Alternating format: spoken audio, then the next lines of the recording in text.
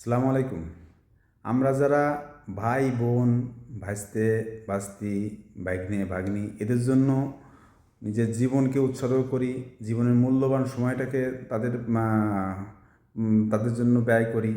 আসলে পরবর্তীতে দেখা যায় কি অধিকাংশ ক্ষেত্রেই মানে তাদের কাছ থেকে কষ্ট পেতে হয়। পৃথিবীতে সবচেয়ে বড় বন্ধু হচ্ছে ভাই। আবার কিছু কিছু ক্ষেত্রে ভাই হচ্ছে পৃথিবীতে সবচেয়ে বড় শত্রু হয়ে দাঁড়ায় একটা সময় যেয়ে। অবশ্য সবার জন্য না। ভাইয়ের ছেলেমেয়েরা মানে ওদের বিষয়টা ভিন্ন। ওরা দেখা যাচ্ছে যে চাচা বিপদে পড়লে তারাই এগিয়ে আসে। আর বোন ভাগ্নে, বোনরা তো সবসময় শুধু নেবেই ভাইয়ের সংসার থেকে।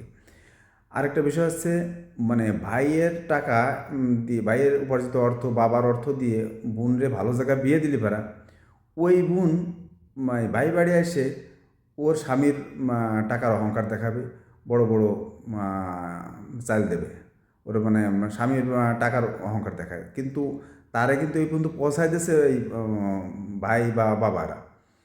আর বোনের ছেলে মেয়ে, ভাগ্নে বা ভাগ্নি, ওরা তো কোনো কাজেই আসে না। ওদের জন্য আমি মনে করি যে যাই যে একটা টাকা লস করা যায় ওই একটা টাকাই লস। ঠিক আছে, ওরা কখনোই মানে তার কৃতজ্ঞতা স্বীকার করে না। যেমন আমার ভাগ্নে ভাগ্নি ওদের কথাই বলি। আমার ভাগ্নের জন্ম হচ্ছে 2000 সালের 1 জানুয়ারি। আমার বোন তখন ধুলঝুরি উচ্চ বিদ্যালয়ে শিক্ষকতা করে, বেতন হয় নাই, ওই মাসে 500-600 টাকা পায়। তা আমাদের বাড়ি থেকেই স্কুল করতো। আর ওই ভাগ্নে তো বাড়ি রেখে যেত। আমাদের বাড়িতে আসলে অনেক কাজ ছিল। আমাদের বাড়ি, আমার মা কাজে ব্যস্ত থাকতো। আর ওই ভাগ্নেরে আমি নিয়ে বেড়াতাম। ওই যেখানে যাইতাম সবসময় ও আমার কাছে কাছে থাকতো। ঠিক আছে, ওর বাবা মা, মানুষ তো ছেলে মেয়ে, বাবা এবং মার নাম সর্বপ্রথম মুখে আসে, কিন্তু ওর মুখে সর্বপ্রথম আসছিল মামা ডাক। এবং মানে সবটা সময়, আর তখন তো আসলে আমি লেখাপড়া ছেড়ে ঘুরে বেড়াতাম। এই কারণে আমারও ফ্রির সময় ওই বাগিনী নিয়ে ঘুরছি ফিরছি। ওর প্রতিটা আবদার আমি পূরণ করতাম। ওর বাবা ঠিকমতো টাকা পয়সা দিত না আমার বোনকে। আমার বোন এখান থেকেই মানে কষ্ট করে যেত। আমার বোন রে আমি সাইকেলে করে বেড়িয়াহাট স্কুলে দিয়ে আসতাম এবং অধিকাংশ দিনই নিয়ে আসতাম। আর যেদিন আমি যাইতাম না, ও হাইটে আসতো বা ভ্যানে আসবে কী করে, তখন বেতনই পায় 500-700 টাকা। সেই টাকায় তো আসলে হয় না। ভাগ্নে বড় হলো, বেড়িয়াহাট কেজি স্কুলে ভর্তি করলো।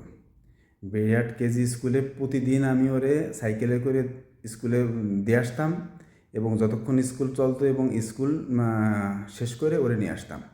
এইভাবে 3 থেকে 4 বছর আমি ওরে স্কুলে দিয়ে আসতাম এবং নিয়ে আসতাম। আর এলাকায় যত মেলা, প্রতিটা মেলায় ও আমার সাথে যাবে। ওর জন্য মেলায় যে বন্ধু বান্ধবের সাথে আড্ডা দেওয়া বা আমি একটু নিজের মতো করে চলবো ফেরবো ঘুরবো, এটা হইতো না। ওরে কোলে করে নিয়ে যেতে হইতো। আর যে টাকা পয়সা দিত আমাদের বাড়ি থেকে, আমার বোন তো জীবনে ওর মানে স্কুল জীবন থেকে শুরু করে ওর বিয়ে হয়েছে, চাকরি হয়েছে, এবং আজ পর্যন্ত জীবনে কোনোদিন বউ বলতে পারবে না আমার কোনো মেলা বা কোনো ঈদ উপলক্ষে ও 10টা টাকা আমাকে দিয়েছে।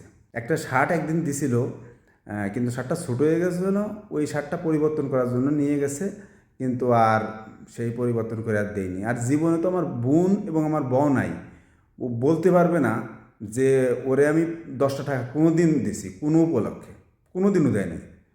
প্রতিটা ঈদে আমার বোন ভাগ্নে সবাইকে জামা কাপড় আমাদের ফ্যামিলি থেকে দিত। ঠিক আছে, আর ওর যে কত খেলনা দিছি তার তো কোনো হিসাব নাই।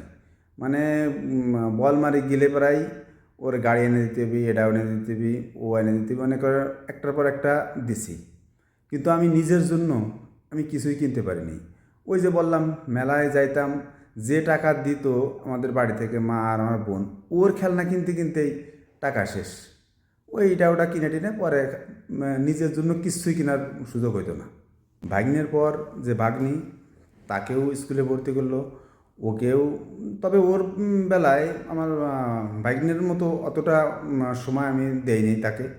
আর যেটা ছোটো আছে ওরে আমি সময় দিতেই পারিনি, কারণ ওরা যদি আমাকে কোনো কষ্ট দেয় সে কষ্ট কিন্তু আমার গায়ে লাগবে না, কিন্তু ওই আমার ভাগ্নি ওরা যদি আমাকে কোনো কষ্ট দেয় এটাই কিন্তু আসলে আমার কলিজায় যে আঘাত লাগে। এরপরে গেলাম আমি বিদেশে। বিদেশে যে বিদেশে যতবার টাকা পাঠাইছি ওই প্রতিবার হয়তো 52-53 হাজার টাকা পাঠাইছি, ওই 3 হাজার টাকা আমার বোন রেখে দিছে।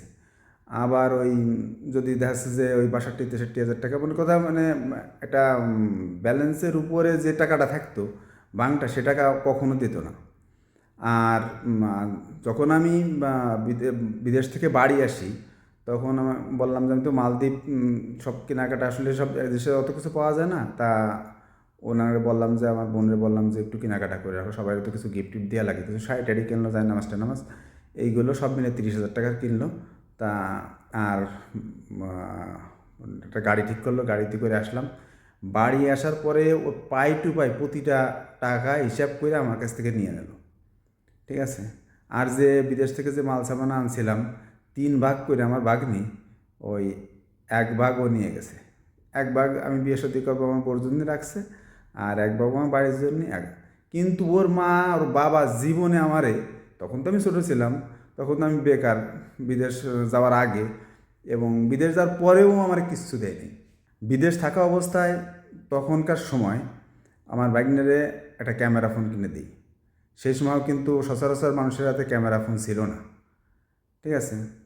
আর আমার বোন একদিন, আমি যখন চাকরি বাকরি করি তখন একদিন আমি ঢাকা সিলেট থেকে আসতেছি, আমার বোনের সাথে দেখা তা আমি আমার বোন রে 1700 টাকা সম্ভবত একটা শাড়ি কিনে দিই, আর বলমারি থেকে। আর সেই দোকানে বসে আমার বোন এবং বউনাই দুটো শাড়ি কেনে 900 টাকা দিয়ে, 450 করে।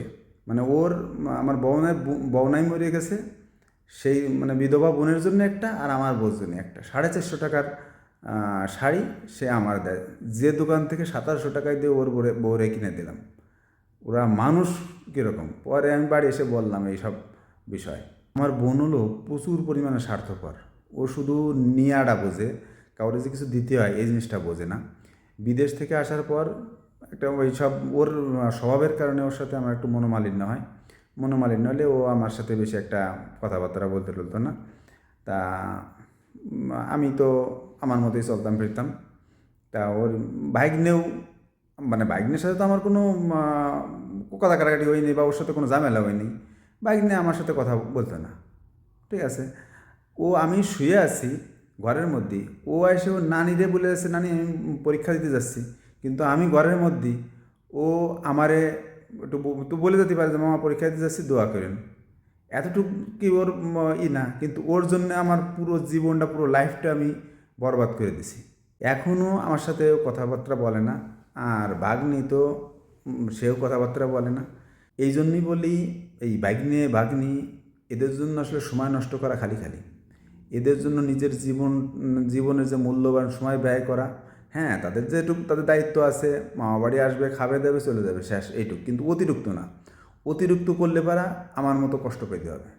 যাই হোক, আর কি বলবো, ভাগ্নি তোরা ভালো থাক, আমার জন্য দোয়া করিস, আল্লাহ তোদের কাছে জন্য আমাকে না নেয়, আর তোরা ভালো থাকিস এই দোয়াই করি।